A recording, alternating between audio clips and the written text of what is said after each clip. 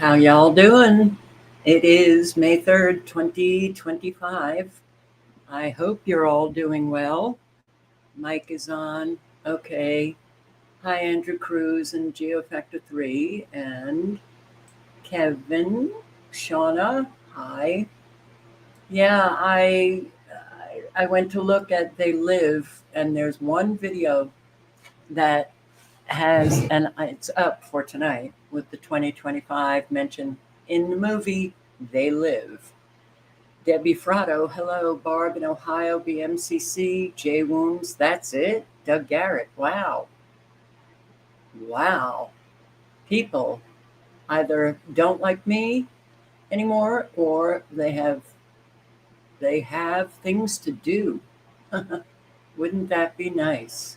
Carolina Dream, Amber Eyes, Red Door, Shauna, Miriam, hello. All right. Well, we're just going to go right into it. We've got severe weather. We do have severe weather. We still have this extremely low frequency coming in from Washington or Oregon, right on the border, right into northwest Montana. You're getting blitzed up there. And we have a very weird weather pattern with air masses that seem to be going, well, in different directions. This little bud of a weather front, what is it? Circling around Illinois, Indiana, and spawning off a supercell in Kentucky. Also into Tennessee, Alabama, North Georgia again. Wow. Alabama, this is not looking good down here. And you have some supercells in Florida, the Panhandle, South Carolina, North Carolina. Look at how beautifully lined is this. I'm sorry, Mother Nature does not work in defined lines, right angles. It's not Mother Nature. We know what it is. Weather is being controlled. Look at the frequencies on the coast, off the coast, Pennsylvania again.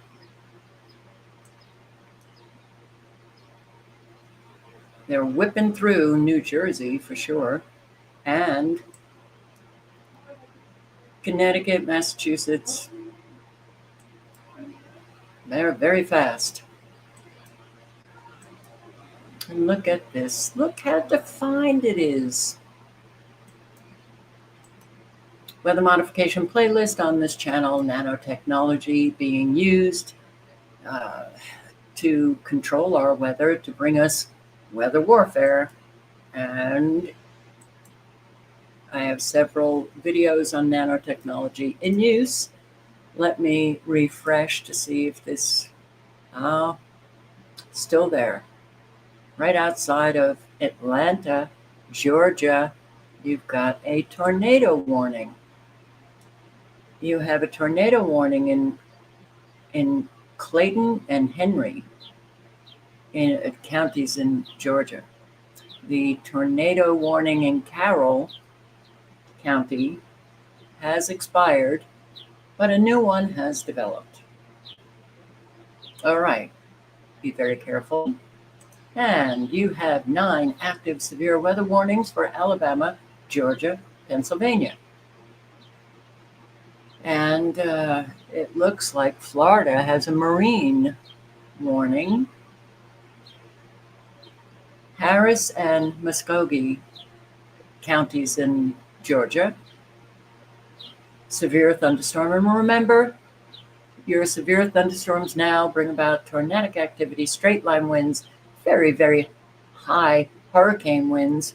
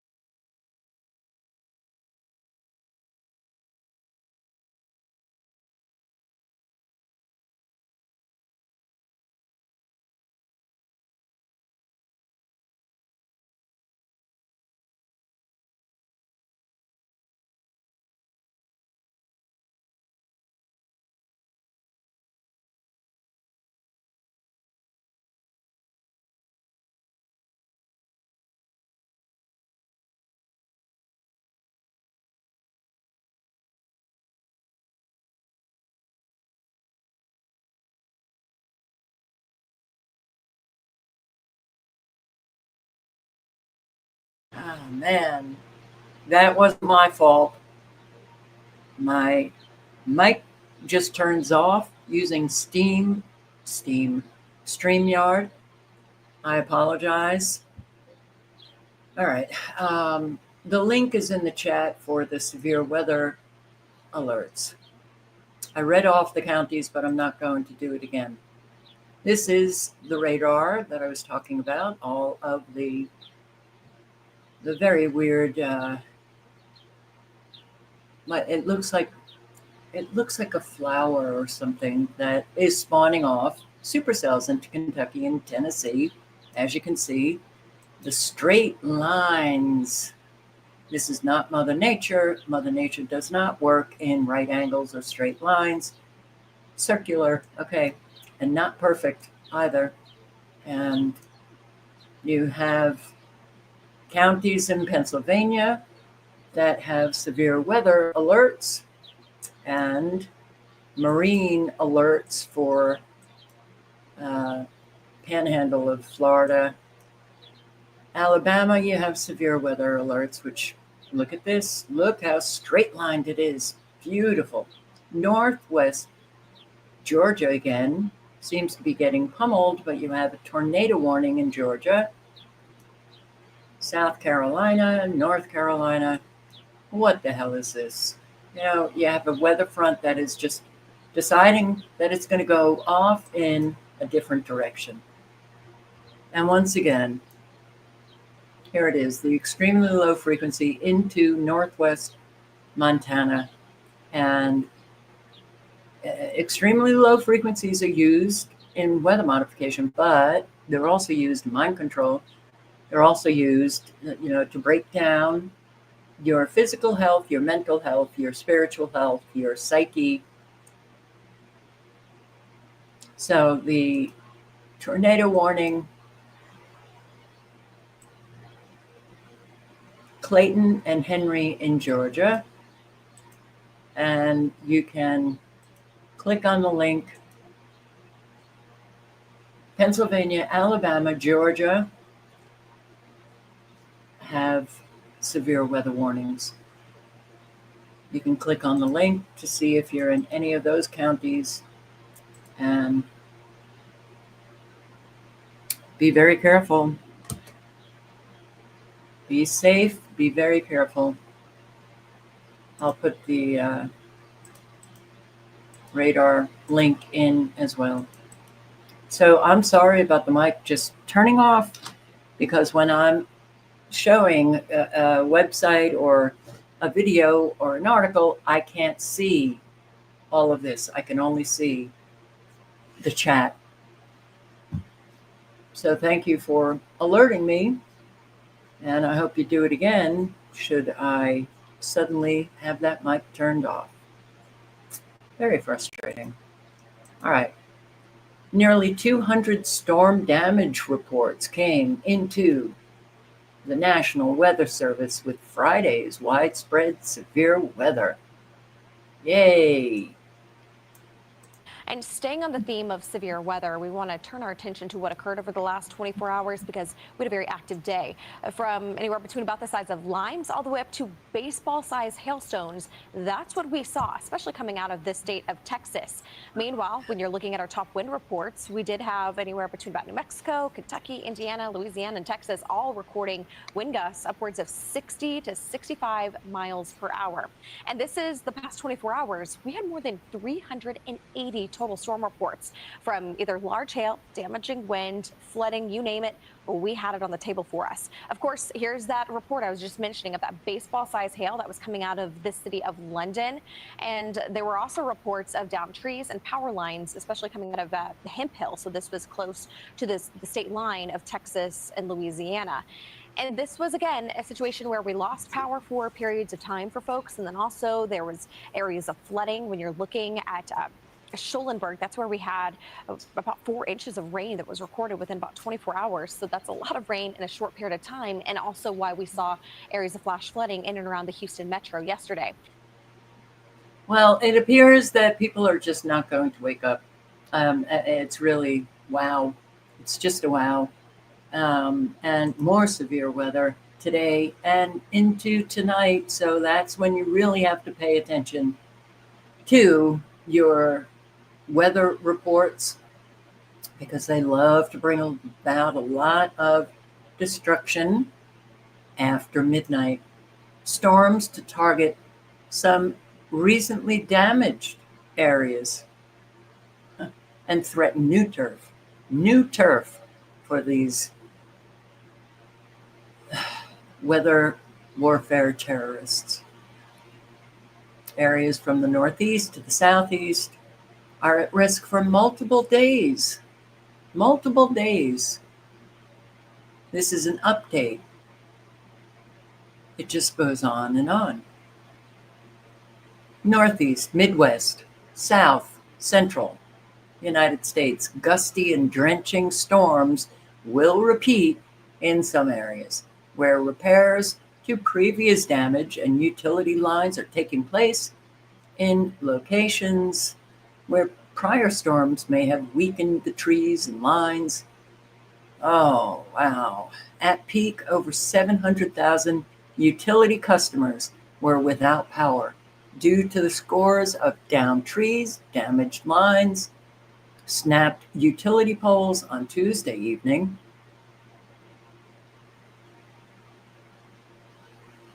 Okay, so I'm going to post the link, and it's been updated. So are you in the Midwest? Are you in the Northeast? Are you in South Central? Pay attention. These are not, and it's amazing how little I'm finding on YouTube, which is very, well, why? I think that they are,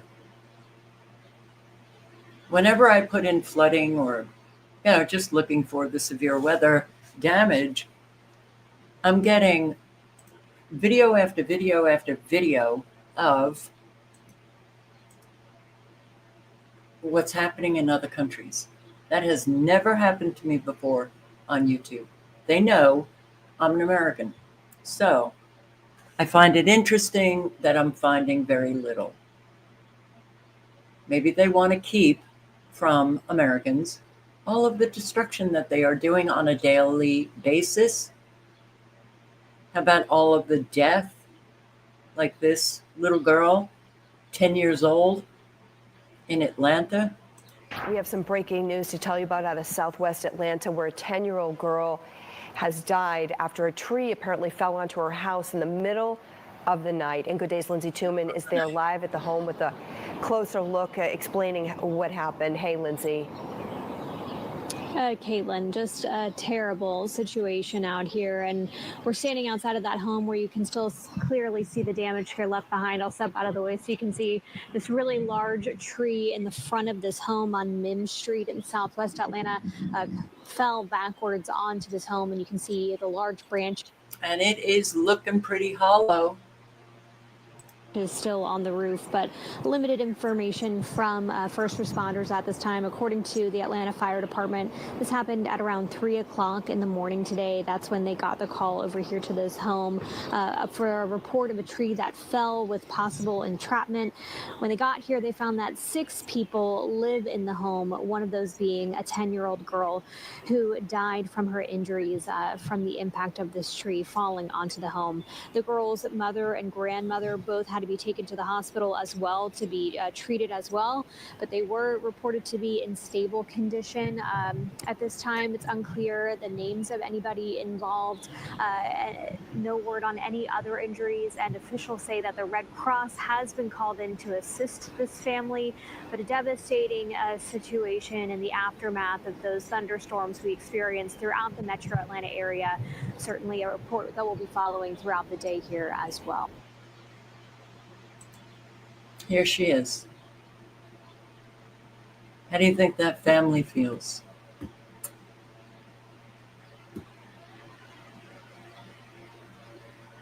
Well, rest in peace.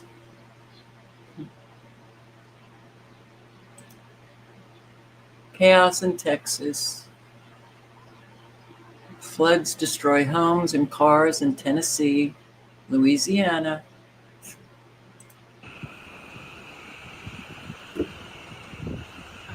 Severe storms pummeled Oklahoma and northern Texas for the 10th consecutive day Friday morning, kicking off another day of dangerous weather threats covering over 113 million people as a potent cold front stretches from San Antonio to Albany, New York. The most widespread risk is once again in the southern plains, where atmospheric conditions have the potential to develop into a squall line of dangerous severe thunderstorms that will move east during the day Friday. He's in the ditch. Storms will eventually reach the Tennessee Valley and southern Appalachians late in the day with areas of damaging wind gusts over 60 miles per hour, tennis ball-sized hail, and even scattered tornadoes. Already a cluster of severe thunderstorms brought wind gusts to 60 miles per hour in southwestern Kentucky and northwestern Tennessee early Friday afternoon, with multiple reports of toppled trees and power lines, including a tree onto a truck in Hazel, Tennessee. A level 3 out of 5 risk for severe storms has been issued by NOAA's Storm Prediction Center stretching from San Antonio, Texas to Nashville, Tennessee, and into central Kentucky. Severe storms will also likely reorganize over central Texas on Friday evening, accompanied by the risk of large hail covering San Antonio and Austin. Hailstones could reach golf ball to tennis ball in size, especially in the darker shaded purple areas below. There's no rest for the storm weary in Texas and Oklahoma, where severe weather has felt relentless. Emergency officials in Burnett County, Texas, which is 50 miles northwest of Austin, said a tornado touched down Thursday afternoon out road leading to the town of Blanchard in Grady County, Oklahoma, leaving people in that community stranded. Another 1 to 2 inches of rain could fall in stubborn thunderstorms on Friday. NOAA's Weather Prediction Center has issued a level 2 out of 4 threat of flash flooding lasting through Saturday morning for a wide swath of Texas, Oklahoma, western Arkansas, and Louisiana. And residents should be prepared for a prolonged stretch of dry weather. Dry weather? The storm front hitting the south central region and Tennessee Valley is expected to move to the east and south during the first weekend of May, bringing risks of showers and thunderstorms to the northeast, mid-Atlantic, Appalachians, and southeast, the National Weather Service said. Well, forecasters in he's forecasting on a day that is gone. So look at this, though. Come on. All right. State after state after state gets hit with severe weather. We've never had this kind of weather before. Oh, but it's climate change. No, it is not. Just a little bit of research. Find out that climate change is just the scam that they're using to control the world's population, control everything. But do a little bit of research on weather modification. You might find out something important. You might. I'm so sick of this. Every flippin' day now, more and more of our fellow Americans are getting screwed. Losing homes, losing cars, losing loved ones, children. All right. Western North Carolina resident Sherry Hughes. Wow. Well, that's a name I know. Lost her car, her home, everything in it. Received a surprise this week. Samaritan's Purse arrived with a brand new RV, a new car, a new Bible, completely for free. I don't even know how I got so blessed. My son passed away 5 years ago. COVID hit right after. They shut the churches down. And so by myself, I was having to deal with the death of the child. I started drinking, and I mean heavily for 3 years. And then the storm. You know, when you think death is at your door, you just become human. And I was like, I don't want to die. Open the front door, and there's nothing. You can see nothing but water. And my cart was floating down the river. When I lost the car, because I got it right after my son passed away, I felt like I was losing a part of his and me again. I would stay with family members, and then I was staying at the homeless shelter some, you know, and then before I knew it, y'all started showing up. I have a home that I will never have to move out of. And then the car, sure, I get that if I need help, but a brand new car? I can breathe again. Oh God, I can breathe. We gave out 8 cars today to victims of Hurricane Helene. It seems so big, but it's so small in comparison to the no strings attached love that God has for us. And so every time they get in their car, it's a reminder that although the world works with if something is too good to be true, then it probably is, that's not God. He sees you. That's what kept my head up, just reminding myself, Sherry, he sees you, and he doesn't see your past. He only sees the blood. He sees me for who I am, not what the sin makes me feel like. I don't know why he puts me through stuff. God, look what he did. Look what you've done. Look what you've done for me. How can you not praise him? He's finally removing the scales from my eye. I'm not alone. I'm not alone. Thank you for making me see God's people again. Even though she had lost everything, he saw it, and he was answering through the church and through people who wanted her to know that she wasn't alone and that she was known and seen. Never doubt my salvation, but I did doubt that this world would ever be anything but horrible. Yeah, I think I can breathe again. And I thank you guys. Just thank you so much. I just has to breathe again. That's how God works, through people. We need more people. And, you know, if we just banded together, wow, we could help so many. That's the spiritual warfare. Doing what is right.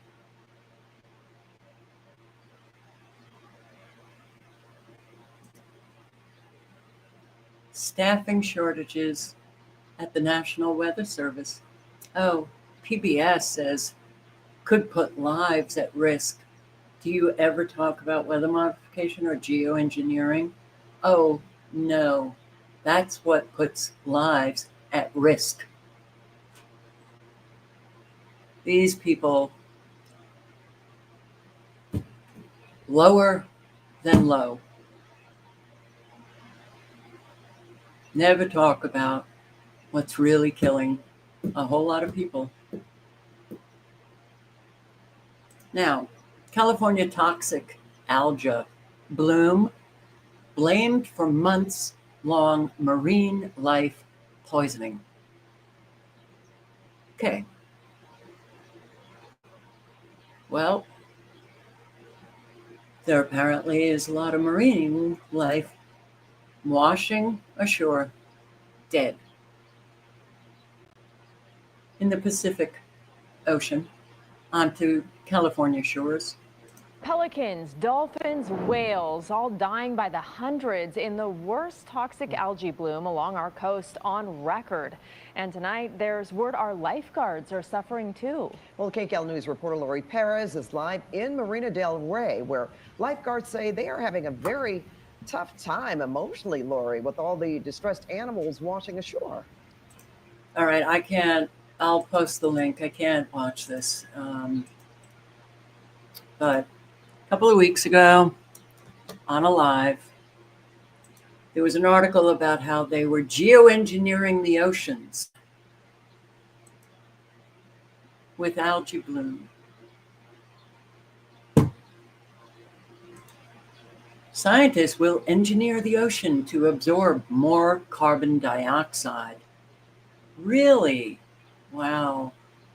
They plan to seed part of the Pacific Ocean with iron to trigger a surface bloom of phytoplankton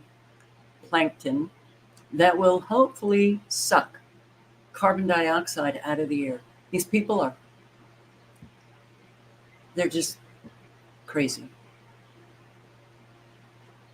Reviving field trials of a geoengineering technique that has been taboo for more than a decade. Could it be taboo because other scientists have warned of the adverse effects, like killing marine life? Geoengineering, phytoplankton blooms.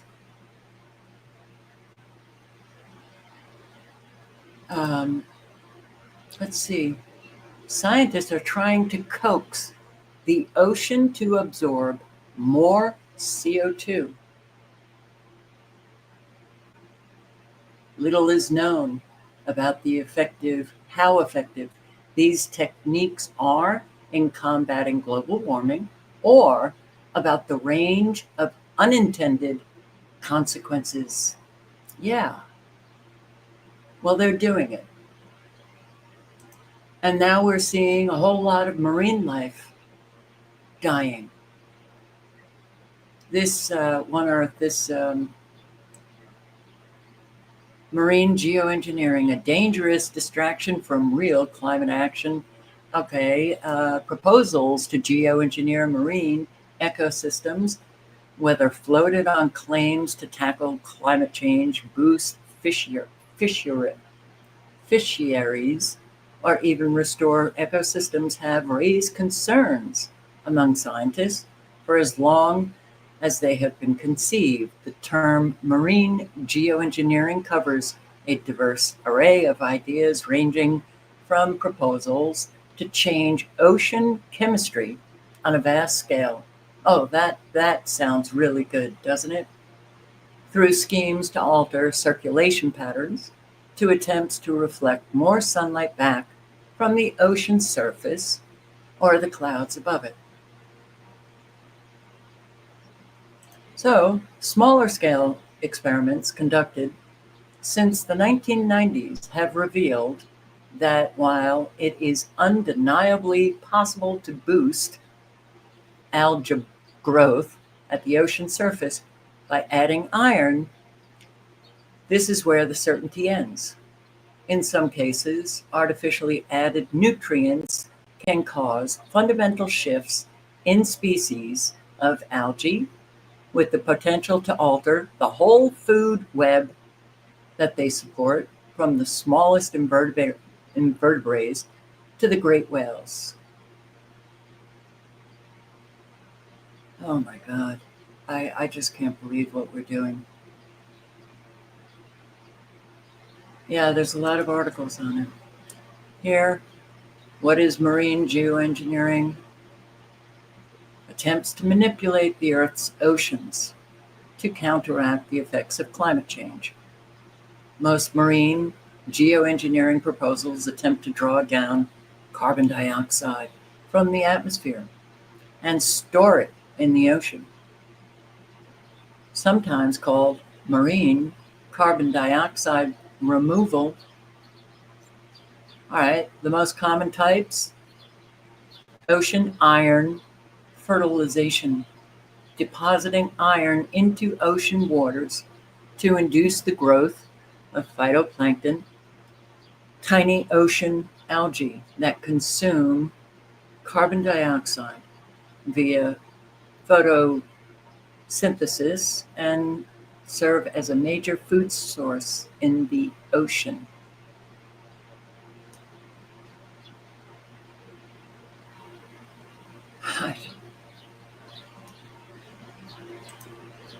Minimizing carbon footprint via microalgae as a biological capture. Well, let's see.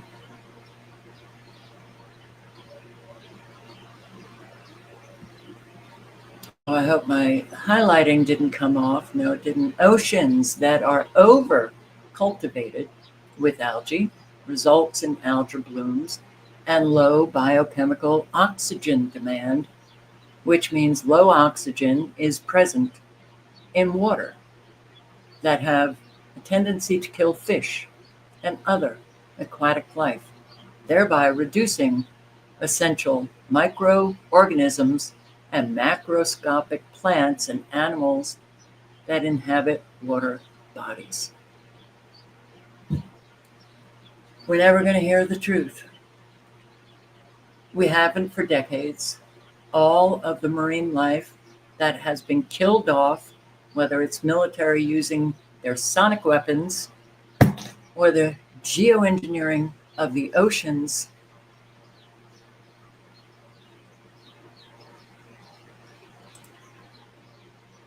and post-herd immunity to measles. The measles. Have the measles been weaponized? I don't know, but really scary. Post-herd immunity to measles. Oh my God. As infections pummel communities in the United States, Mexico, and Canada, fear of the most contagious human disease grows. Be scared. Be very scared. But hey, just check out the Brady Bunch.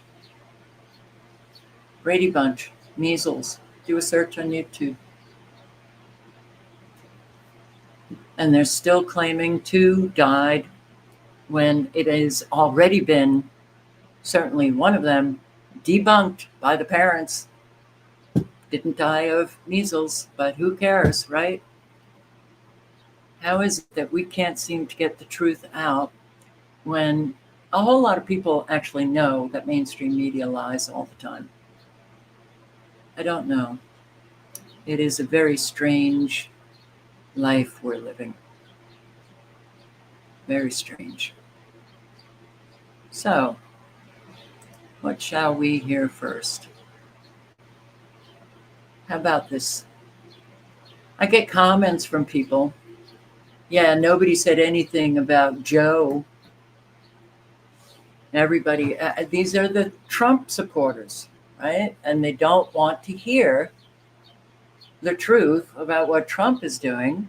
So they have this weird thinking process. They leave comments saying, you never said anything about, are you kidding?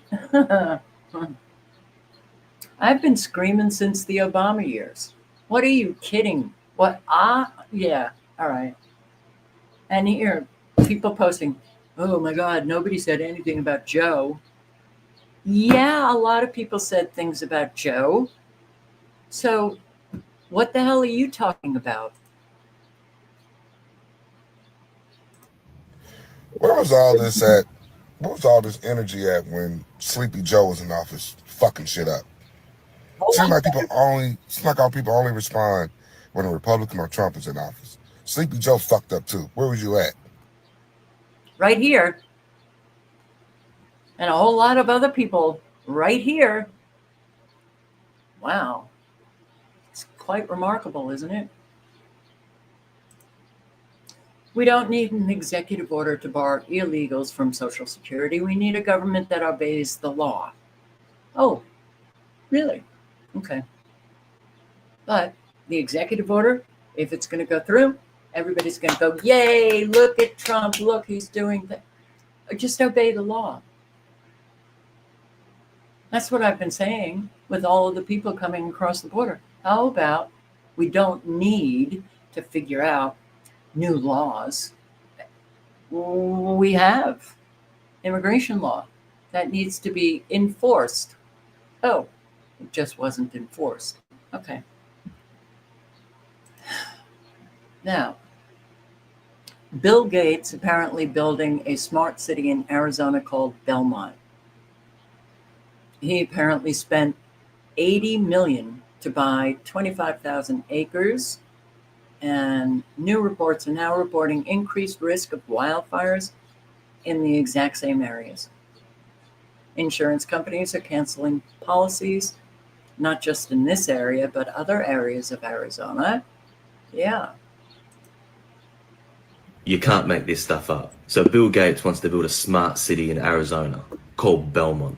He's spent over $80 million buying 25,000 acres in an area west of Phoenix and west of Buckeye, along with other far-left billionaires, like the guy who owns diapers.com. Coincidentally, now there's been an increased risk of wildfires in the areas surrounding the proposed sites. And you guessed it, now insurance companies are starting to cancel wildfire policies in the areas. Sounds familiar to something else, but I'm not saying anything. I'm just giving you some facts. You can't make this stuff up. So, all right, well,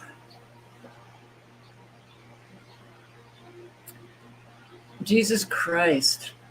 Trump's not fucking up anything compared to what Sleepy Joe and all the Democrats did to America. Really? He's just carrying on the destruction. He's bringing us to a complete and utter end. Really? Do you just not want to look at all of what Trump is doing? Holy shit. I'm 9 signs that conditions are ripe for a major economic crisis in the United States. For years, our economy and our financial markets have been artificially propped up. Since 2008, politicians in Washington have added about $26 trillion to the national debt, and bureaucrats at the Fed have pumped trillions of freshly created dollars into the financial system, piling up the largest mountain of debt in the history of the world. Has enabled us to live way, way, way beyond our means on a personal level.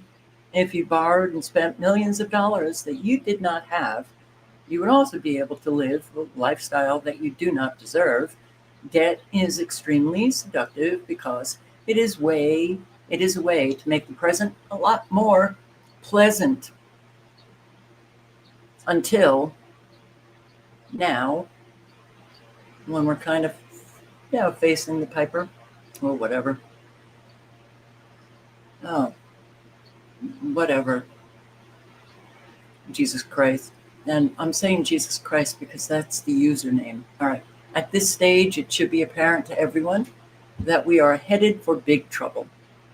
During the first 3 months of this year, which was before the trade war erupted, U.S. GDP contracted. It's in contraction, slowing at 0.3%. U.S. economic growth slowed sharply in the first quarter. Nation's gross domestic product, the total value of products and services, shrank along with the dollar, the value of the dollar. The U.S. economy was forecast to show 0.8% growth in the first 3 months of 2025. Maybe that was Trump's exaggerated lie. Consumer confidence is absolutely plummeting. Major layoffs, they're so big, are being announced on an almost daily basis. UPS, 20,000 workers, and so much more. According to the executive director of the Port of Los Angeles, incoming cargo volume will be down more than 35%. Some are putting it at 60% compared to a year ago. It is being reported that container bookings from China to the U.S. have fallen by as much as 60%. Apollo Global Management is warning that mass layoffs in the trucking industry are imminent. A whopping 74% of all U.S. workers are living paycheck to paycheck. Paycheck to paycheck. Student loan delinquencies in the U.S. have soared into unprecedented territory. Almost a quarter of all U.S. adults are currently facing unmanageable debt levels, and this is when people just throw up their arms, give up, because, yeah, the jobs out there, a whole lot of those jobs online are ghost jobs, and you can't trust the figures coming out of our fabulous government. We're a service sector, and that has become more of a reality over the years. That's what our economy is. We have been living in an economic fantasy world, but now the bubble is starting to burst and people are freaking out. Your pensions. All right, I'm just going to play a few minutes, but the link is in the chat, and if you have a pension, I would suggest clicking on the link. Now, and you've said quotes, and I want to bring this up. We are on the precipice of the greatest retirement crisis in history of the world. So I guess let's start with what makes now different. I mean, public pension liabilities exceed $5 trillion. Are we nearing the tipping point? And more importantly, what hard data supports your warning here? Well, what's been going on in public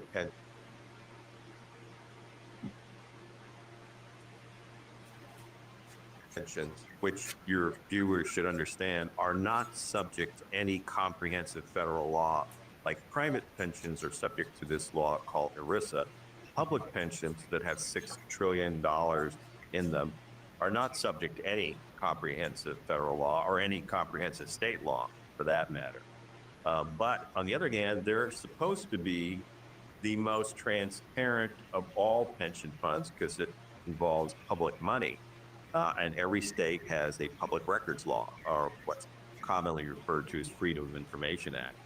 But what's been happening over the last 2 decades is these $6 trillion plus in public pension funds have been migrating to less transparent investments and have been basically eviscerating state public records laws. So what's in these funds is anybody's guess.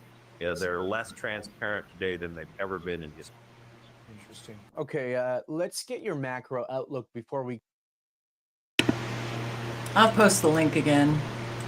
It will also be under the video when the live is over, and it posts on my channel.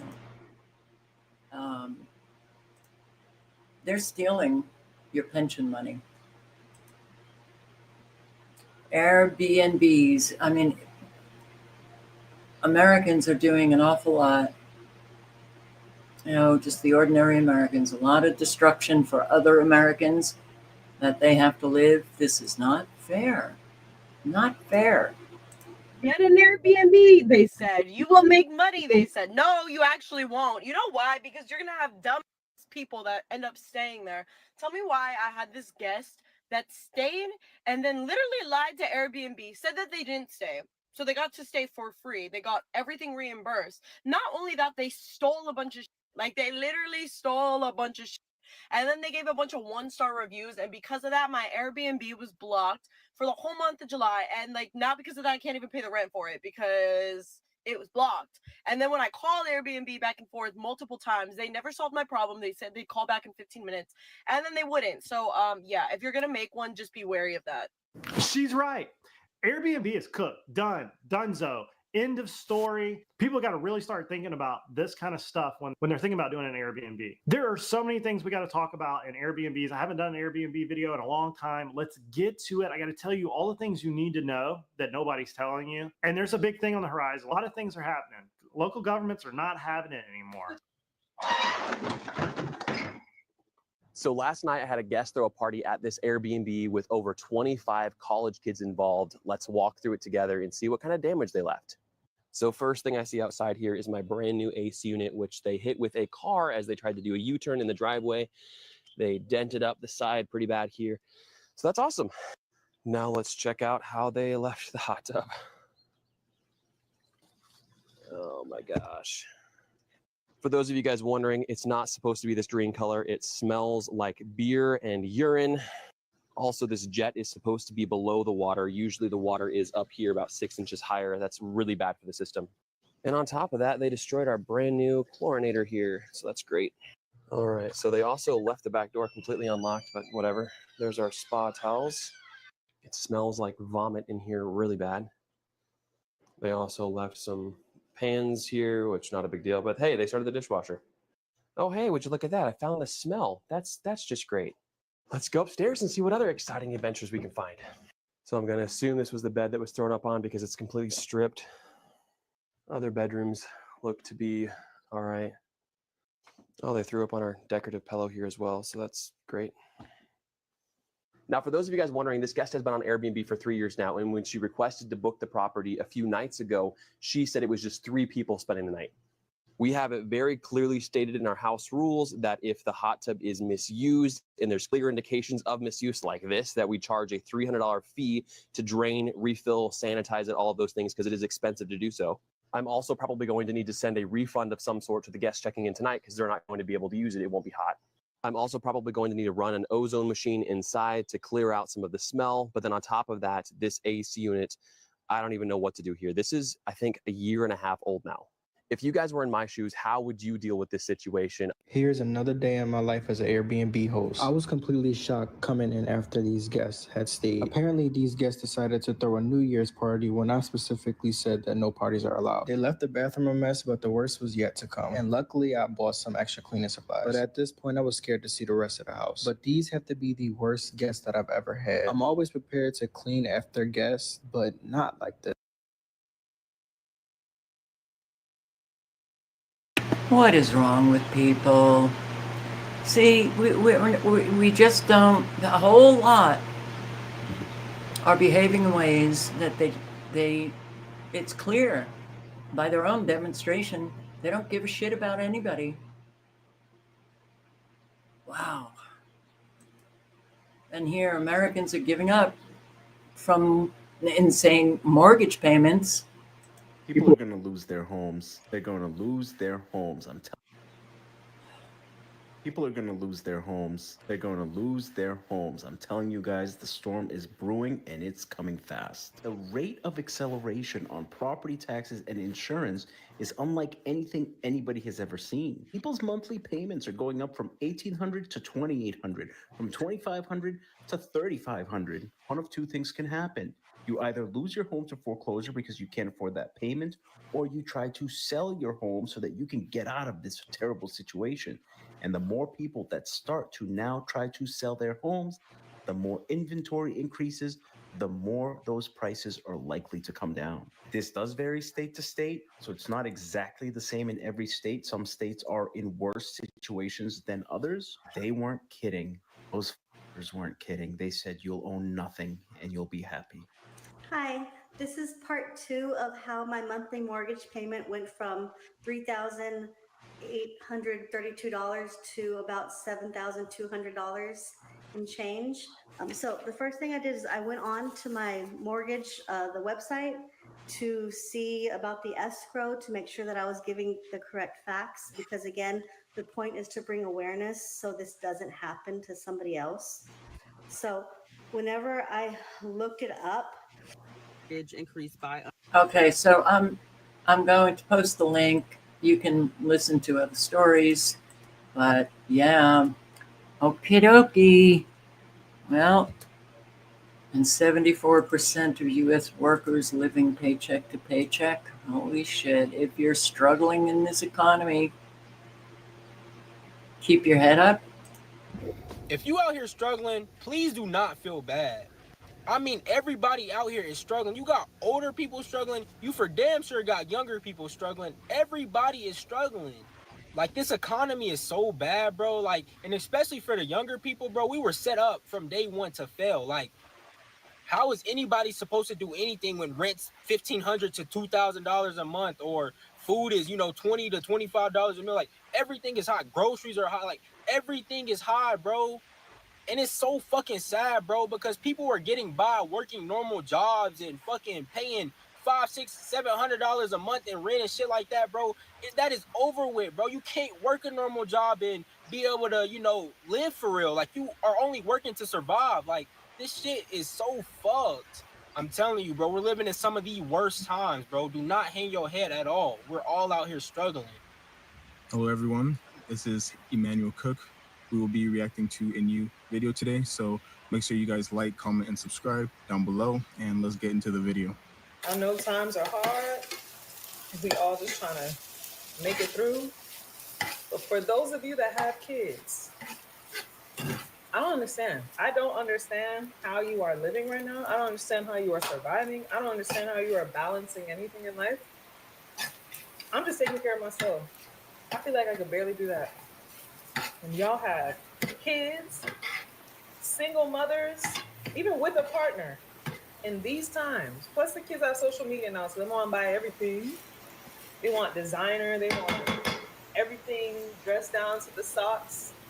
You guys are really the strongest soldiers out here.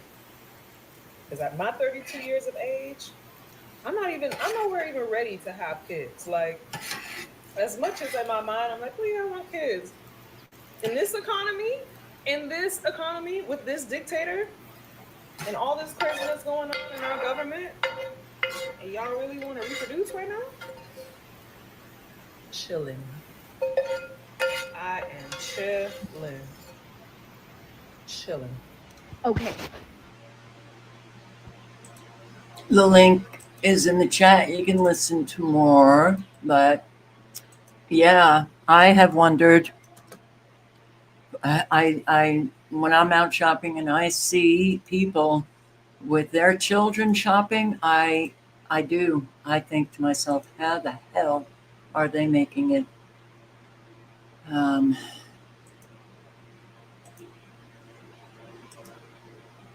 And here another, a whole lot are discovering America. We've been indoctrinated so much with so many different, well, I'll let this woman explain it, but I'm only going to play a few minutes. She lives in Greece, an American, couple, and she's learned a lot. Living abroad changed how I see America. Yeah, a whole lot. And a whole lot think, why move anywhere else because we're all going down? We in the United States are going down in a way that if you could afford to get out of here, I would do it in a heartbeat. At this point, there are so many countries that are actually still living life. They still actually have real food. Wow, what a concept. And they're not having to deal with the financial stress that an awful lot of Americans are dealing with. So I'm actually just going to go right on up to myth 1, the American way is best. And let me just read the myth 2, success equals hard work. And myth 3, bigger is better. Myth 4, Americans work the hardest. Myth 5, America is the freest country. So we'll just play myth 1. Myth. Does it sound like I have a list? Systems were the best systems. Our system of healthcare, our system of education, our work culture. I just assumed they were all the best until I came to live in a European country.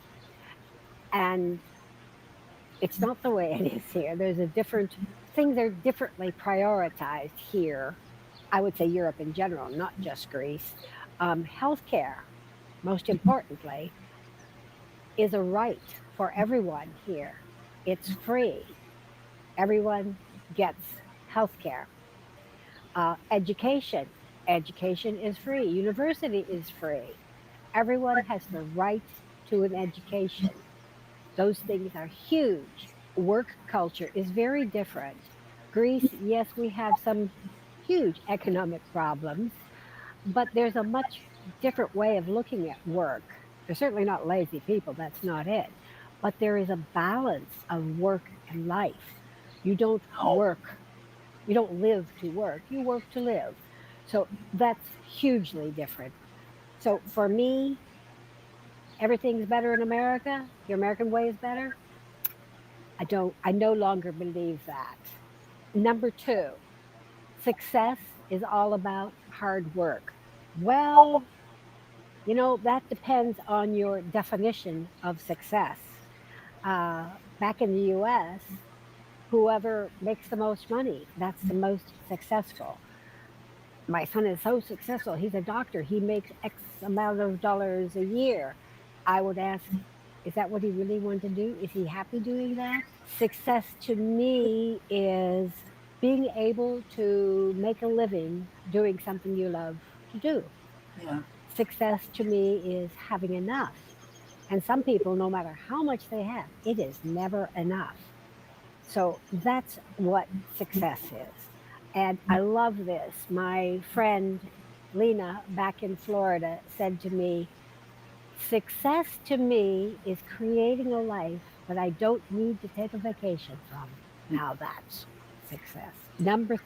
Okay, so she goes on with the other myths, and the link is in the chat. But yeah, many have woken up to that reality decades ago, recognizing that what the hell are we doing? Believing that this is the best country. And then, of course, we get people, well, if you don't think it is, then get out. All right. Don't stick around to try to make it a little better. No. All right. So, 1 in 4 young people in the world feels lonely. The global state of social connections highlights how prevalent loneliness is today.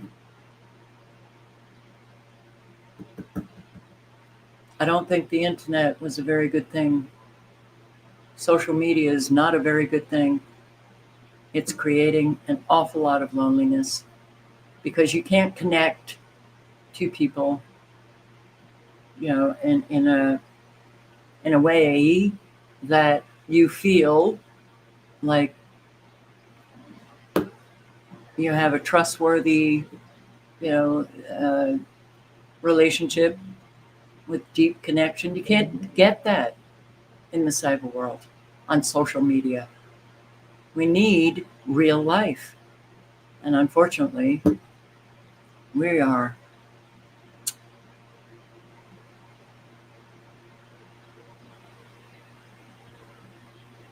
Yeah. I do feel bad for what we have done to the younger generations.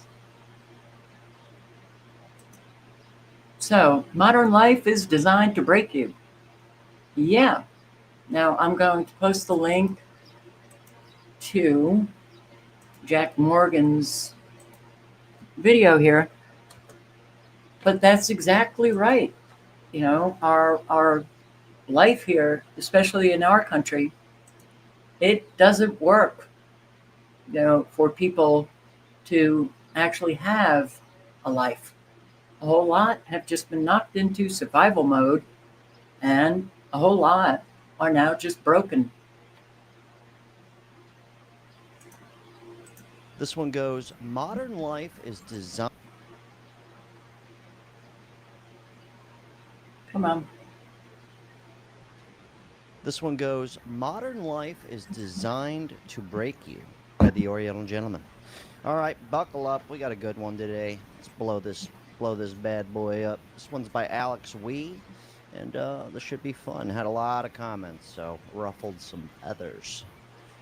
Metaphorical way. I mean, modern life is designed to break you. And no, I don't mean that in a poetic, metaphorical way. I mean literally, your job, your relationships, your lifestyle, even your sense of self. All of it is set up in a way that's meant to drain you, in a way that makes you feel like you're constantly behind, constantly not enough, constantly stuck, and constantly not as good as other people around you. And if you feel that way, it's probably not your fault. We're all going through something like this. Aside from the Oh my God, off rip, just nails it.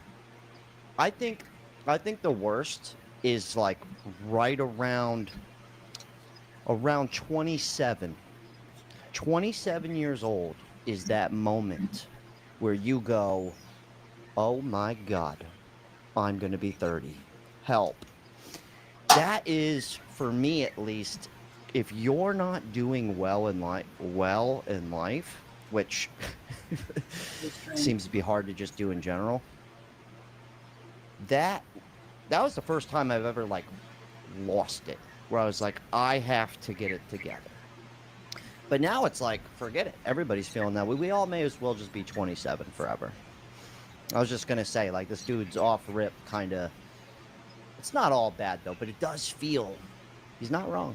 top 0.001% of people in wealth and status, I guarantee you that we're all going through something similar like this. It's not just dysfunctional, it's intentional. On a macro level, it's almost like there's a system in place, some kind of weird partnership between corporations, government, and just the overall culture that's been designed to keep you alive just long enough to milk your money and drain your life force in the process. Is it just me who feels that way, or have you kind of started to see the same thing too? I mean, something like that sounds extreme, but if you zoom out, I think that's exactly what it looks like. This system, if we should call it that, it's built for productivity, not people, for profit, not peace. And the craziest thing is that if you're not breaking under the weight of it all, then that probably means you're numbing yourself just enough to get by, and that's what they want.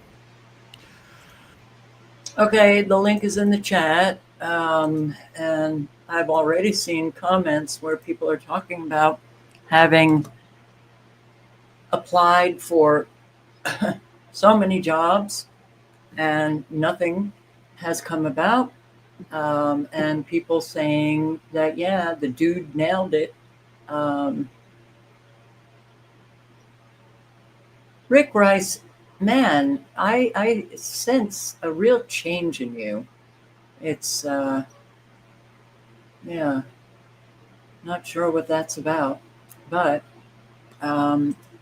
this is why parents need to come together with their adult children. Adult children need to come together with parents.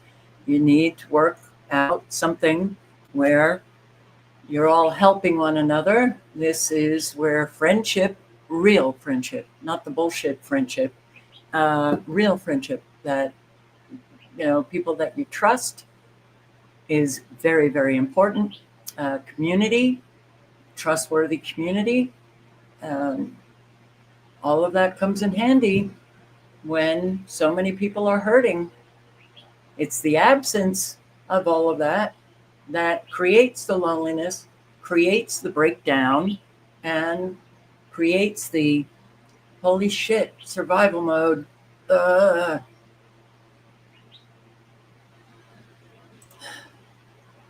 And I got this from a subscriber in Scotland.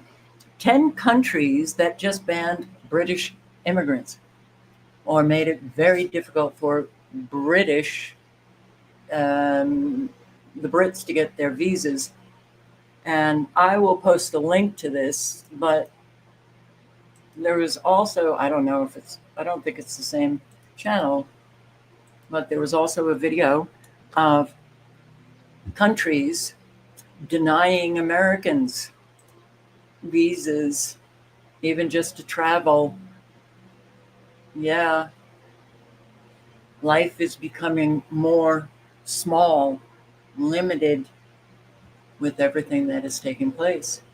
But you can go to Russia, Christians, okay? because apparently Putin said, Christian Americans, come home. Well, so we turn into, whatever the hell this country is now. And Russia, Soviet Union, we've known as, all of the bad atheists and communists. To preserve their way of life. Putin signed an order making it easier for conservative Christians in America to find a sanctuary in Russia. He says that Christianity is under attack by a neoliberalism in the United States and Europe. He is now offering an easy pass for citizenship in Russia for Christian immigrants. This order provides Christian migrants military protection from persecution of other religions, as he says that Christianity and conservatism is a fundamental way of life and values must be protected just like Islam. He makes the claim that no other country in the world is protecting Christianity and its values, so that Russia will step up and take that place. He is also asking Middle East Christians to come to Russia to escape hundreds of years of persecution. Putin is a devout Orthodox Christian and says he sees the Islamic takeover of Europe and wants a Christian takeover for Russia. Also devoting billions of dollars to the capital city of Moscow to revolutionize it and increase safety for Christians. Would you move to Russia to preserve Christianity? Let me know and give me a follow. All righty. Well, there you go. Okay. You're protected in Russia. Devout Christian, really? Putin? Kind of like Trump. The bullshit Christian. Do you see these videos of the prayer services in the White House with what's her name leading them? His spiritual advisor. The hell is her name? Can't remember, but somebody is going to remember. Oh, whoa. Okie dokie. Trump. This is his post on social media, on Truth Social. This is one sick dude. Paula White. Thank you, Lisa. Paula White. Yeah. Woman from the North, yep. So yeah, this is his post.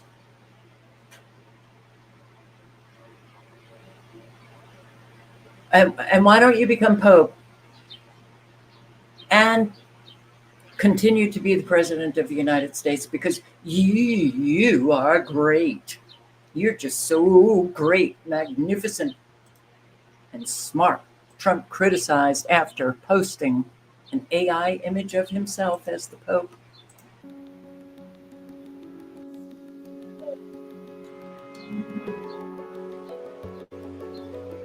Yeah.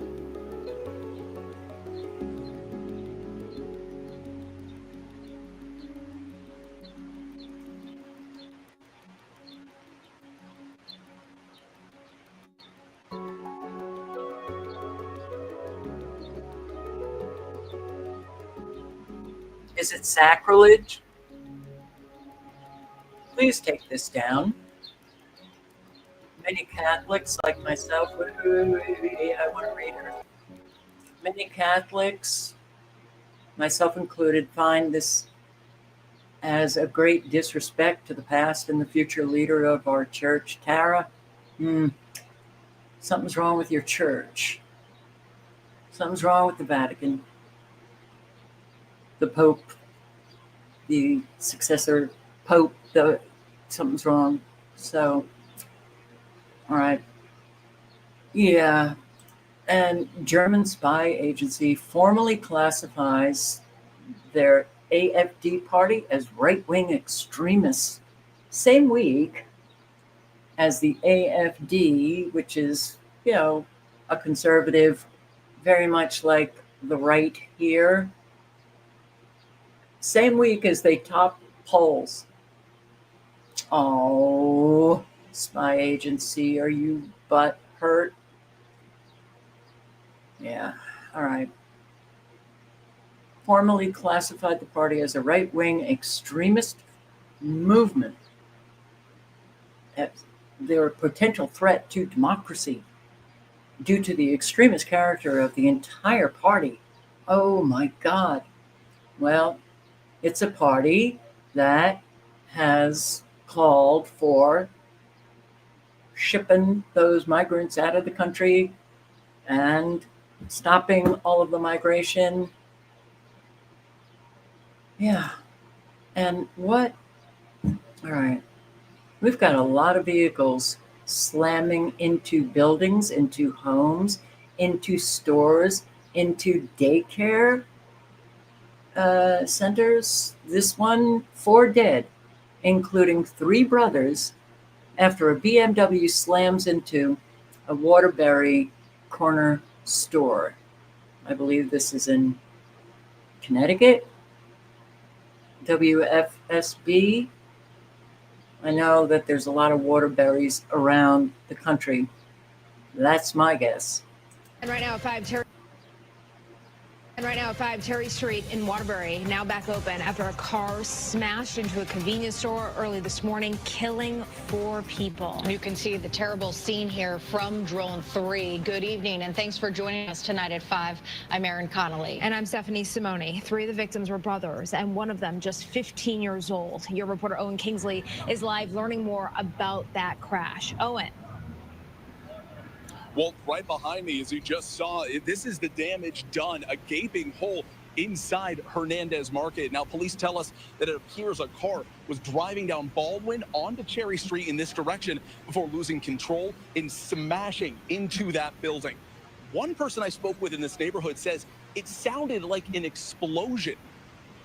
It was very scary. It was very scary. I woke up this morning and started crying. Sylvia Arroyo was inside Hernandez Market, walking along Cherry Street just a couple hours before a BMW with 4 people inside lost control and crashed into the building. This is video from a neighbor of just minutes afterward, showing the chaos. Firefighters beginning to work through the rubble. Police say 3 of the victims were brothers: 25-year-old Nelson Torres, 20-year-old Caden Torres, and 15-year-old Noel Torres. Their family passed away, and it's not fair. Slow it down. 20-year-old Jonathan Puska was also killed in the crash. Police have not told us who was driving, but have said speed is a factor in the crash. There'll be a lot more to it than that. In a neighborhood where residents say speeding is a frequent problem. Slow down, because not only are you taking your life, and you're also taking other people's lives into. Isabel Martinez. What is going on, man? So 3 brothers at a store, and boom, they're gone. And celebrity chef, talk about what people are doing to other people, man. Chef Pierre, his Oakland restaurant just got shut down after it was shot up with bullets last night. It's so sad. Thank you, Oakland. I appreciate this shit. All the fucking hard work. 20 years of fucking working. This is what y'all gave me. Thank you. I appreciate it so much. Shit is just great, man. Worked so fucking hard to build this shit. So many fucking late nights, early mornings for this. For this punk ass shit right here. Coward ass, bitch ass shit right here. Thank you. Thank you so fucking much, Oakland. I appreciate that shit, bro. All you niggas with this punk ass, phony ass, dumb ass beef shit y'all got going on, man. I appreciate y'all, bro. Y'all brought that punk ass shit to a fucking restaurant, the only black owned fine dining restaurant that we had. Thank you. Thank you. I give up. Thank you. I appreciate it. Thank you. Yeah, well, you know, and still there are people who get angry at me for saying, yeah, we have a part in this nightmare. Got to get ourselves right somehow. Now, this is They Live. I don't know. I'm just going to play just a few seconds of it, I don't know if I would get a copyright strike. I've been getting these weird copyright strikes, but it doesn't have any effect on my channel except 8 territories can't watch my video because of the copyright strike. Like 8 countries. So, and that's happened a number of times. But here, yeah, they do. In They Live, the movie, they mention, well, the elite taking over in 2025. Oh, wow. Our projections show that by the year 2025, not only America, but the entire planet will be under the protection and the dominion of this power alliance. I think they got it done. They got the job done. The gains have been substantial, both for ourselves and for you, the human power elite. Yay! Well, few of them, so many of us.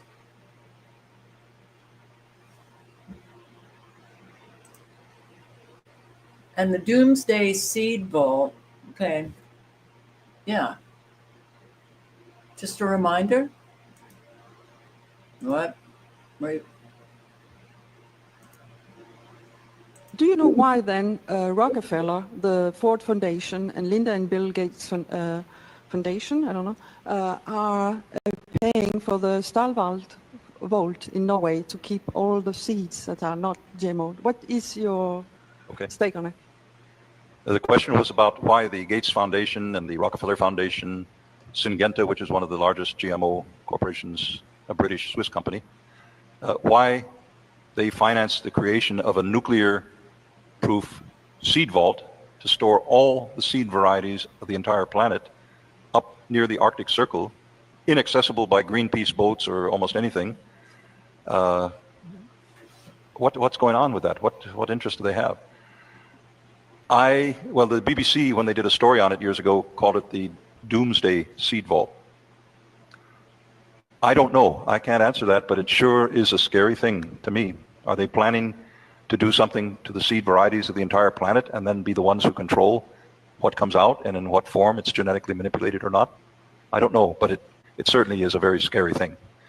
One of the first things to happen when the U.S. bombed Saddam Hussein's Iraq back to the Stone Age in 2003, Iraq is the cradle of civilized agriculture, the Tigris-Euphrates Valley, Mesopotamia. And there was a seed bank of wheat varieties in a place in Iraq called Abu Ghraib. We've heard about it all through the prison. Well, during the course of the U.S. bombing of Iraq, that seed bank in Abu Ghraib disappeared. Nobody could say where it went. The farmers had to depend on the U.S. AID to get seed. Why do they have a seed bank that is nuclear proof?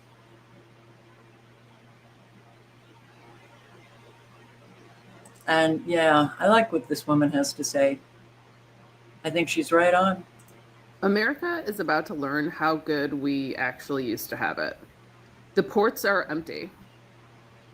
Food isn't coming in. Goods are not coming in. Everyone who works in the shipping industry is saying we are about to face a crisis much bigger than the empty shelves during COVID. We have felt entitled in this country to freedom, to democracy, to human rights, to unlimited food and crap to buy. We got lazy and we did nothing to maintain those freedoms and those rights. We assumed that other people would do it. We stopped valuing our own education. We stopped reading. We stopped being kind to other people. We got completely hell-bent on having more stuff, on having more money, on having more whatever. having more fucking Botox in our faces. It's a false ladder that we were taught to climb.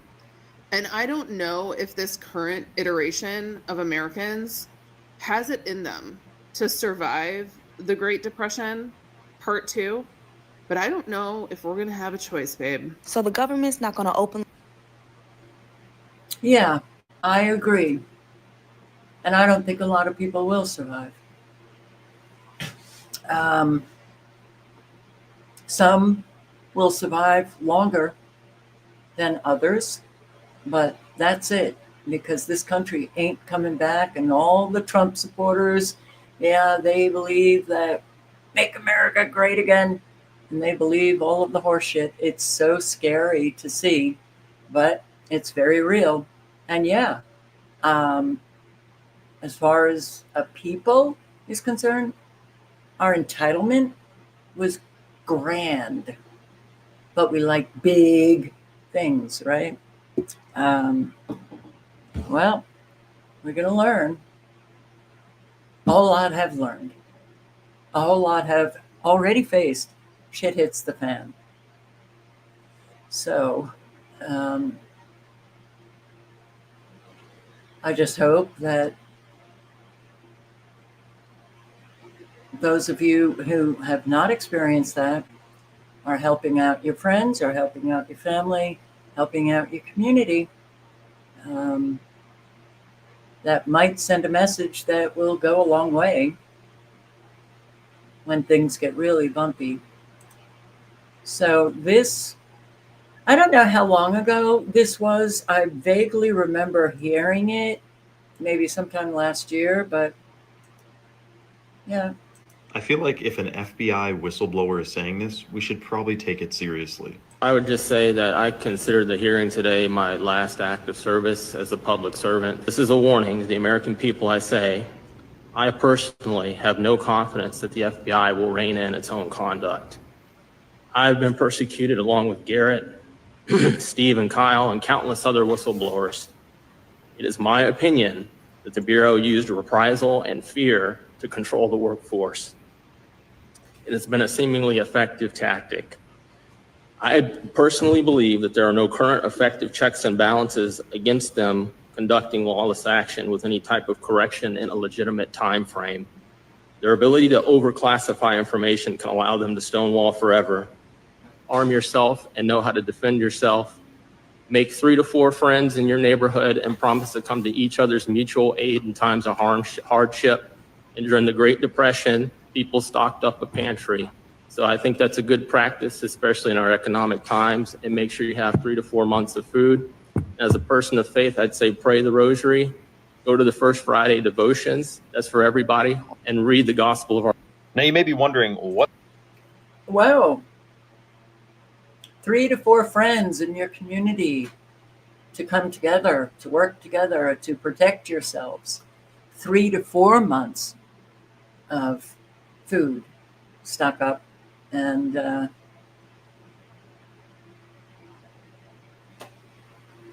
because people know, they know the direction we are going in, and it ain't good. Here, digital dollar. All right, just a few minutes. The link will be in the chat.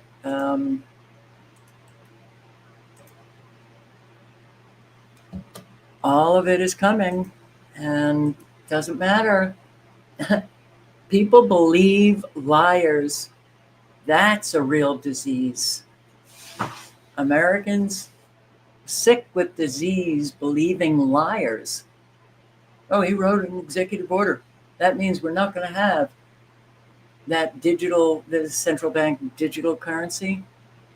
Oh, very naive. Why are you believing a liar? And that's when I began prepping.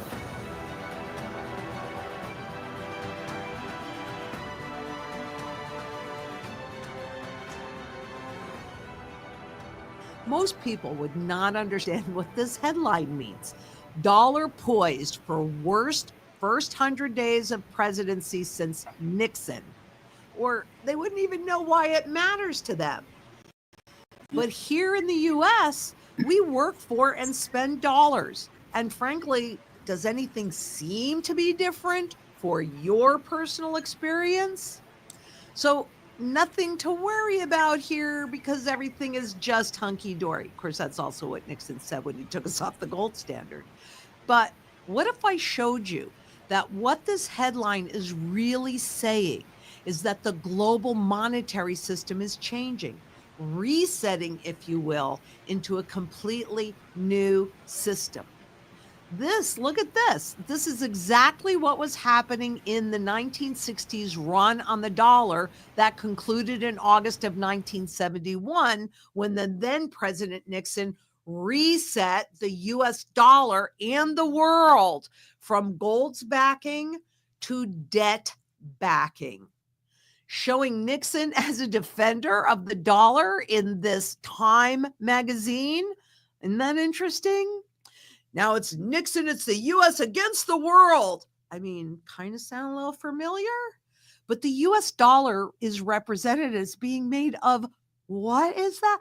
Gold. Isn't that interesting? And therefore, the perception is that the dollar is as good as gold, while those bad foreigners chip away and scheme against us.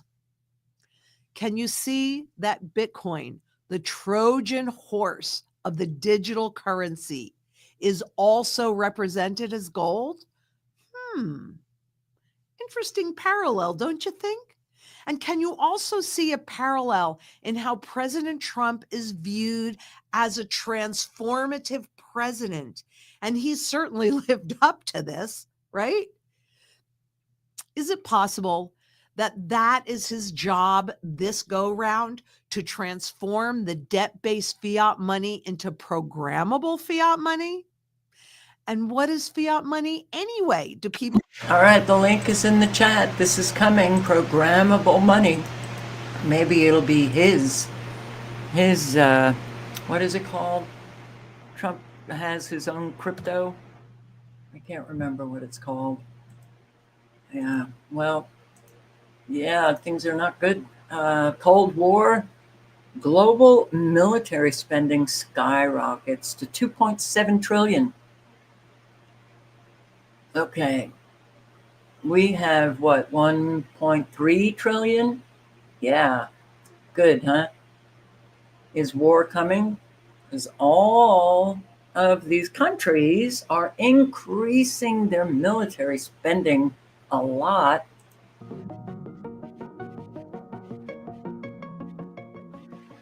Welcome back, everyone. Thank you so much for being here. Thank you for joining me.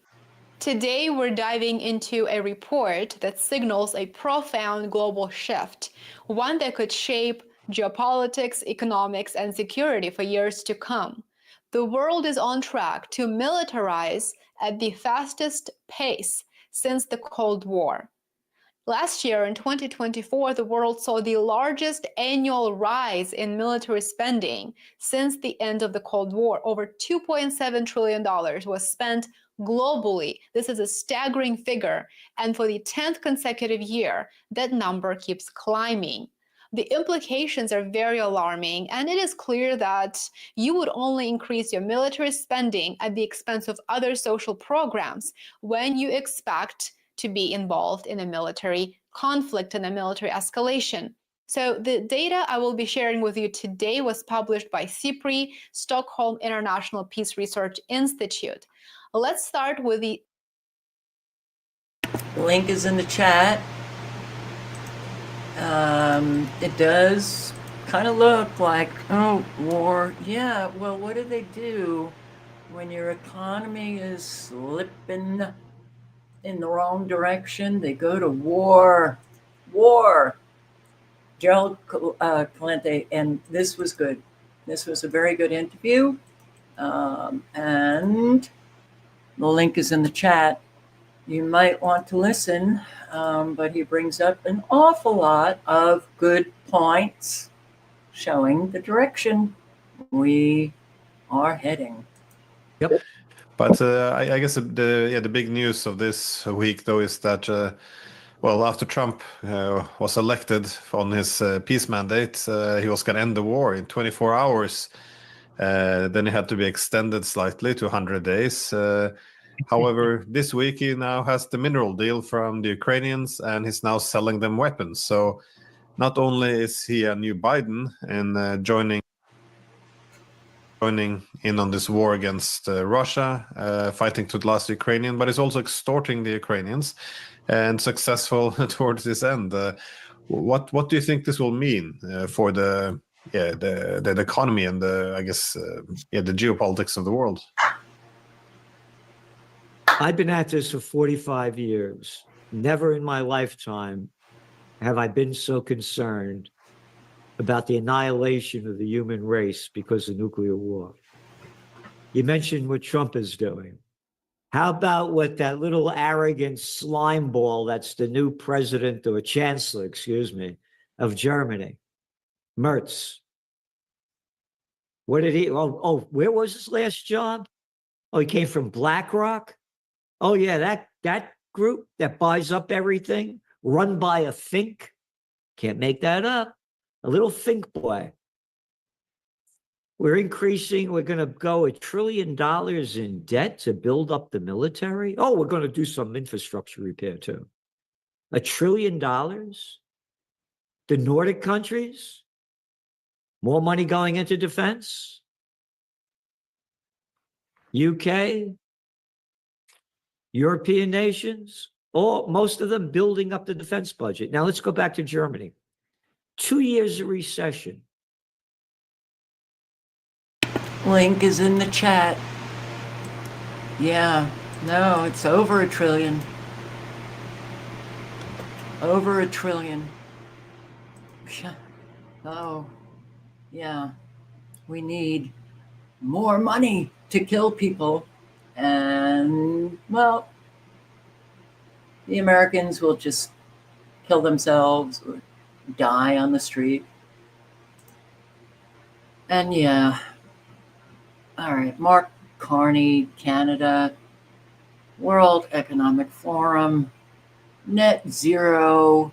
He's worse. He's worse than Trudeau for Canada. Welcome to the session, Carbon Market. And this is Klaus Schwab's daughter moderating a conversation between Mark Carney and Bill Gates. Fabulous. A conversation with Bill Gates, Mark Carney, Annette Nazareth, and Bill Winters. My name is Nicole Schwab. I'm the co-director of the Platform to Accelerate Nature-Based Solutions at the World Economic Forum, and I will be your moderator for this session. We are delighted to have you here with us for the launch of the final recommendations of the Task Force for Scaling Voluntary Carbon Markets. This task force was launched in the fall of 2020 to answer the following critical question.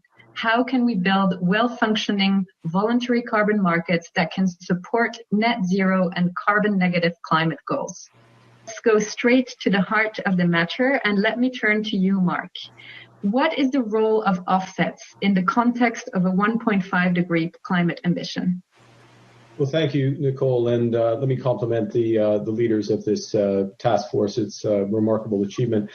First thing to say is that this carbon budget is very precious. On business as usual, so pre-pandemic emissions, we have less than a decade of a carbon budget to remain within 1.5 degree temperature increases. So it is a limited carbon budget. And in that context, really a voluntary carbon offset market does four things. The first, it's complementary, underscore that, complementary to companies' efforts to reduce absolute emissions. Companies' responsibility, first and foremost, is to reduce their absolute emissions. And as the report says, they need to first reduce, then report, including net zero plans. And I'm sure we'll get into the specifics of that. And then, only then, look to offset. You know that any quote-unquote leader of certainly Western countries, it's not good. You know, we're all getting screwed. And Canadians, man, oh man, well, and the Aussies, with your, putting your leader back in. But look, I don't believe any government actually has fair voting. I think all of these people are now selected. Now, I find this interesting. The EU to ban anonymous crypto accounts and privacy coins by 2027. Why wait? European Union set to impose sweeping anti-money laundering, like these governments don't launder, okay, rules that will ban privacy-preserving tokens and anonymous cryptocurrency accounts from 2027.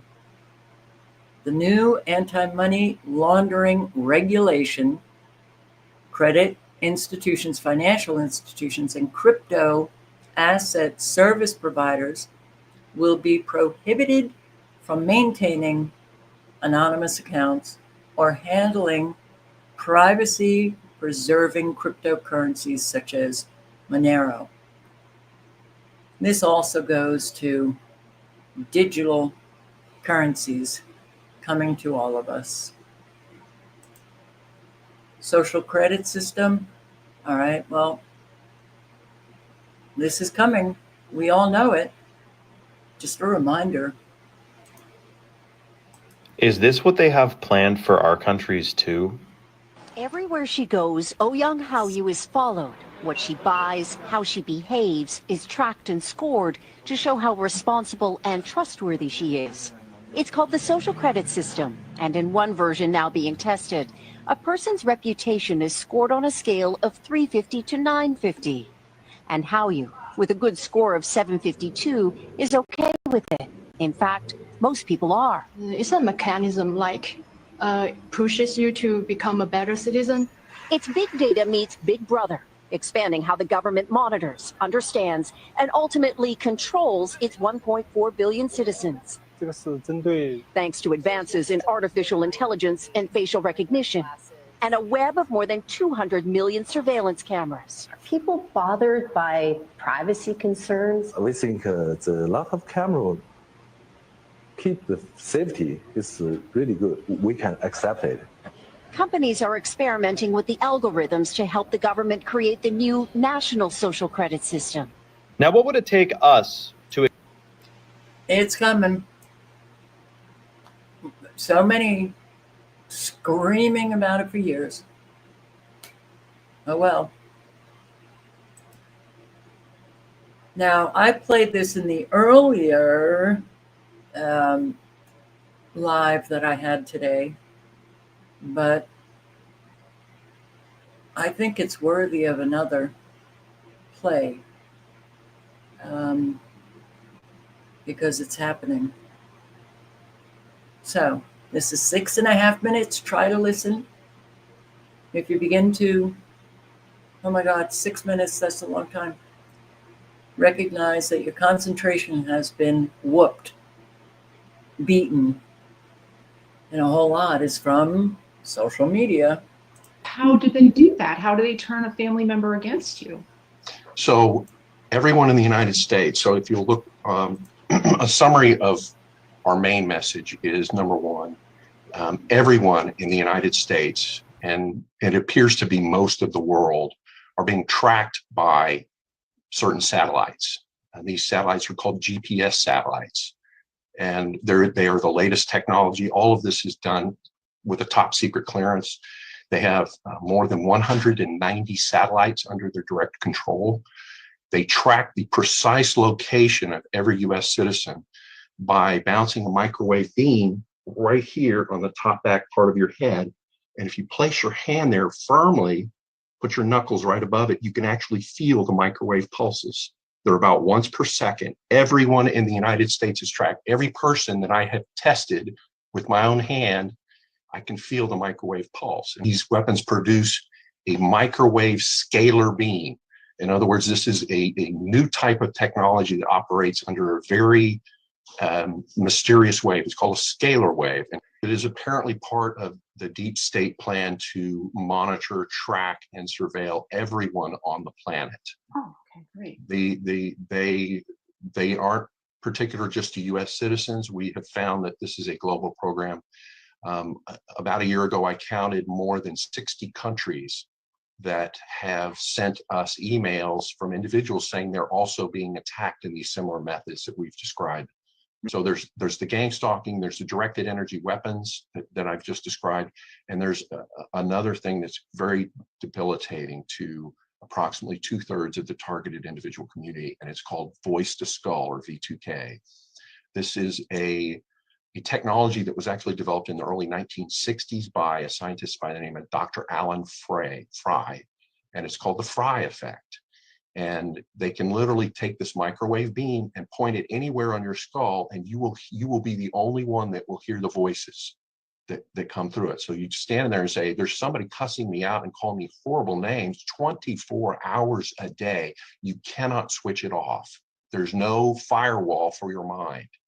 And the technology is very real. They're using the same technology on every US citizen as a subliminal message. It is broadcast from cell towers 24 hours a day. Very disturbing. And a federal judge has already ruled that subliminal messaging is illegal because it's an invasion of privacy. Yet we still have not convinced enough of the public that this is real, that everyone in the United States is technically a targeted individual. Your location is being tracked very precisely, and they're beaming messages at your head subliminally 24 hours a day. And there was a scientist by the name of Dr. Ross Adey, A-D-E-Y, you can look him up. He worked for the CIA many years ago, back in the 1950s and 1960s. There's a class action lawsuit in Canada right now that involves this man because he did horrible things to a whole class of Canadian citizens, where he did these microwave tests on them, fried their brains, and was able to program them just like you program a computer, using these techniques of subliminal messaging into the mind. You can create a secondary personality that can be switched on and off like a button. Class action lawsuit right now in Canada that's trying to address this CIA-funded doctor. And he did grisly experiments. He bragged once that he could turn anyone into a serial killer. Primarily from the cell phone towers. They can also emit messages from satellites as well, because they're tracking you very precisely. So that same wave can act as a carrier wave to carry messages at your head 24 hours a day. It can be used to say, hey, vote for this person over and over and over. So your earlier question that I don't think I answered was, how can they manipulate the family members? It's done with subliminal messaging 24 hours a day coming from cell towers. Most people can actually feel it, but if you'll circle your arm around, the microwave beams are projected at the center of your head, and you can actually feel the heating in your knuckles right in this area. When you hold it between your head and a cell tower, you'll feel a pulse right here on your the heating. Actually, you can feel it in the cartilage of your knuckles. It's very sensitive there. And you can go all the 360 degrees around you and feel the microwave. You can pick out where a cell tower is. Direct locations. Every cell tower within several miles of you is broadcasting a beam at your head and sending you subliminal messages.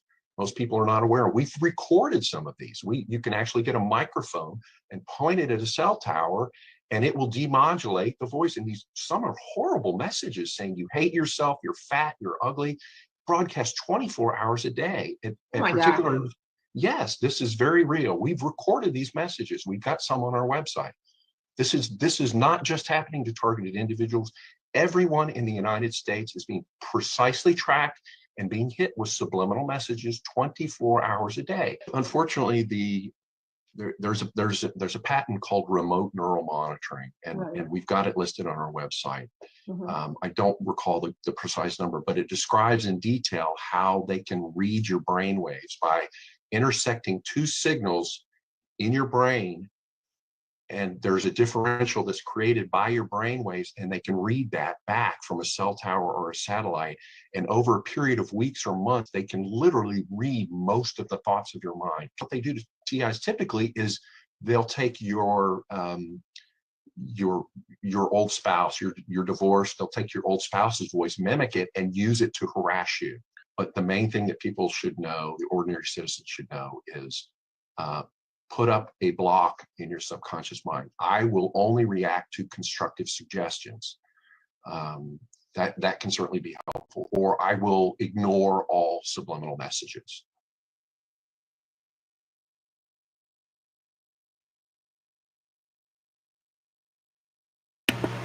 Link is in the chat.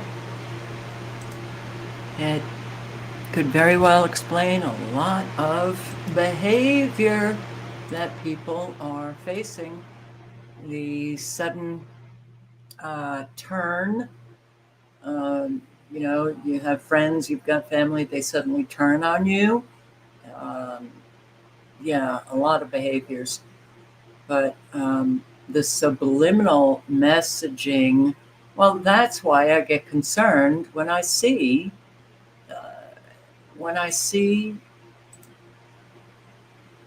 this beam extremely low frequencies. It's not only cell towers, not only satellites, but extremely low frequencies used for mind control. And yeah, I do have to wonder, what are they doing, especially in Montana, that gets hit so often with extremely low frequencies? A whole lot of people are behaving in a way that a whole lot of other people just can't figure out why they are behaving the way they are. Now, stress will make people behave in ways that they would not have behaved in had they not been under such, you know, chronic stress. But we're seeing behaviors that it's just absolute, people just taking off their clothing in airports and the craziness. But I do want to just spend the next couple of minutes on this video, which is on stopthecrime.net new, which is Deborah Tavares's Odyssey channel. Very interesting little video here. It's it's just about 12 minutes. How to stop a robot dog. Yeah. They are like ordinary weapons, only many times more powerful. They are highly intelligent and are difficult to outrun. They can navigate complex terrain. They can track and identify targets using thermal imaging and facial recognition. These are the three dangers. Surveillance. They gather valuable intel. Sabotage. They destroy vital infrastructure. Strikes. They can be deadly dangerous. You can protect yourself and your family. Later on, we shall show you what steps to take. To accomplish their objectives, they can be deployed by air using vampire drones. They can be equipped with mobility features like a robotic arm or outfitted with one of these weapon systems. By the way, do you know that our military is investing a tremendous amount of money on drones? An assault rifle, a sniper rifle, an anti-tank rocket launcher, or a flamethrower. Although they hunt alone, they can also be deployed in a pack for maximum damage. This is called a swarm. A swarm can communicate and coordinate to achieve its objective, killing sentient life. If you are being attacked by quadrupedal autonomous agents, these are the sounds you must recognize. First, if an attack is coming, then you will hear the hum of drones in the sky. They sound like this.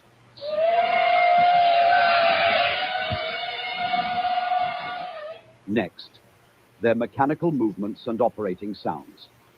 Although quiet when alone, if a swarm is on the move, they sound like this.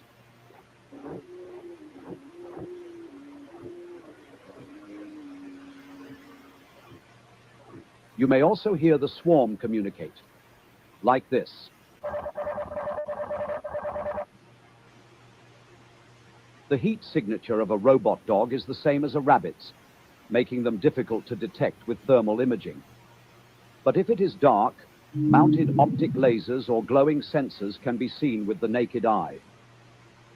If you make visual contact with a robot dog in your neighborhood, please alert the authorities. Anytime robot dogs are identified, Warnings of the attack will be broadcast through a text message, warning and sound.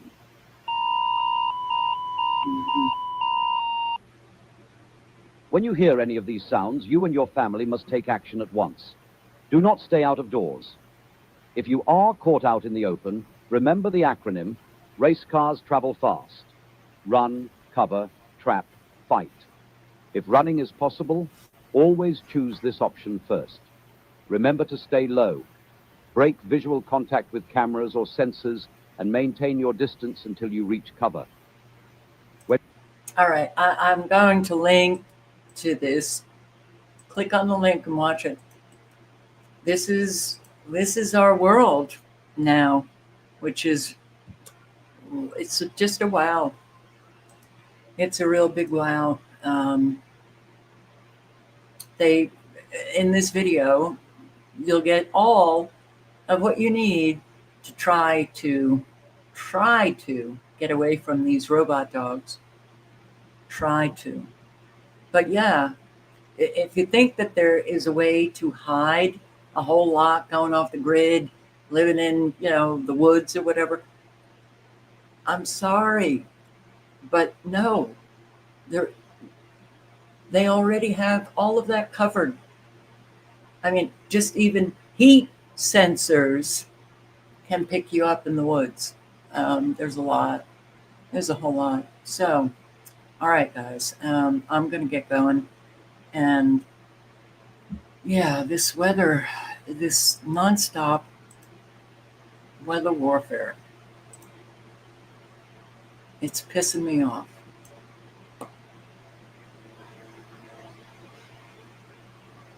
Looks like some of the supercells have weakened a bit. 7 active. Got to turn, well, let me refresh. No, it's still here. Still here in Georgia. You've got, oh wow, there was a tornado warning in Pickens, South Carolina. All right.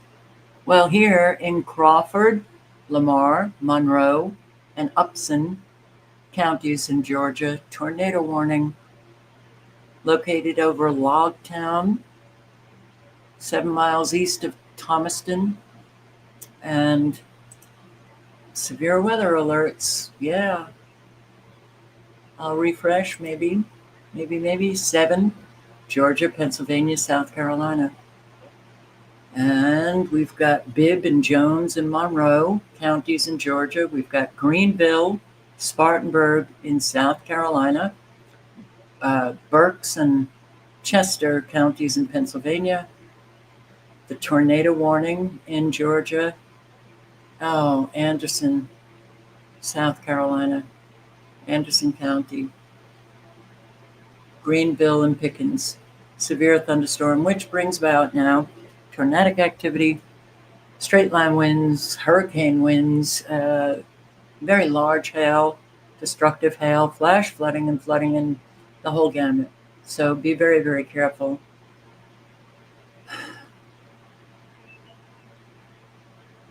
How can I get back to Anderson? How?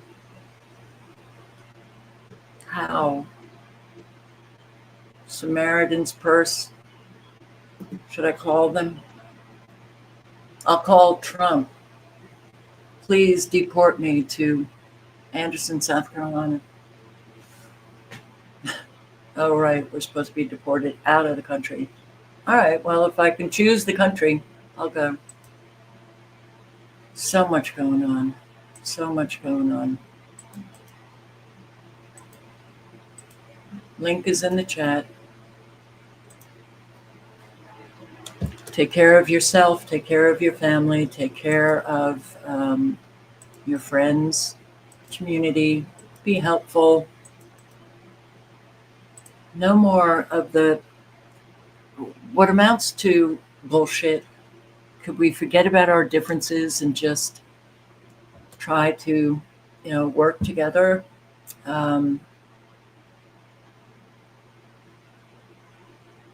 We need one another. We really need one another. This is not a joke. It's really not a joke.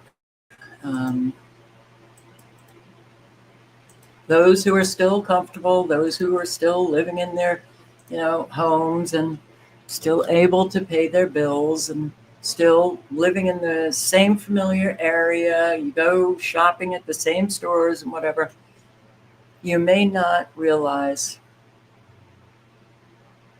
how truly bad things are in our country. When you begin to experience, suffer the consequences of the evil, that's when you begin to get a different perspective. Your eyes open up a little bit more. So, gotta help one another. That's the bottom line.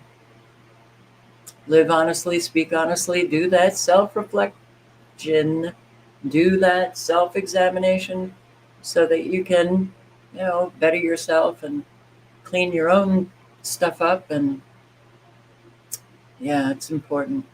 Live honestly, speak honestly, and be trustworthy. Your word means something. All right, guys. Thank you for showing up. I may go early again tomorrow, and for sure 5:30, so I hope to see you tomorrow. Stay safe, everyone. And on that note, good night and good luck. Ciao, guys.